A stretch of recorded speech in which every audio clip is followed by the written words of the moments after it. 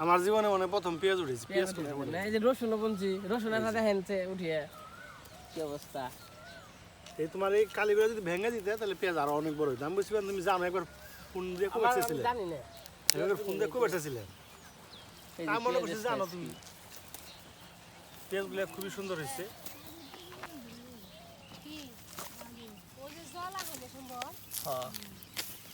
টান দিলে উঠে যায়। যারা পেঁয়াজ কোনোদিন উঠান নেই তারা দেখেন, আমি উঠাই নেই ফার্স্ট। কি সুন্দর।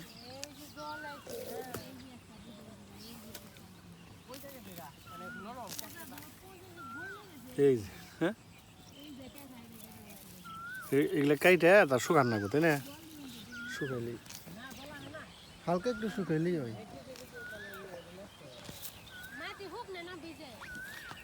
এই পেঁয়াজটা অনেক বড় হয়েছে। পেঁয়াজগুলো আমার কাছে খুব ভালো লাগছে, বড় বড় পেঁয়াজ। পেঁয়াজের উঠানের সিস্টেমটাও ভালো, টান দিলে উঠে। এটা অনেক বড় হয়েছে।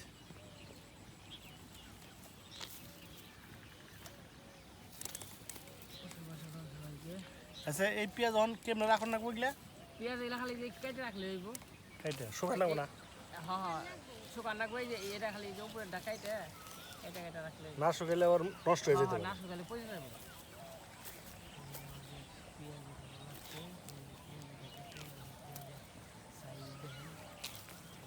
কয় কেজি হইব পেঁয়াজ?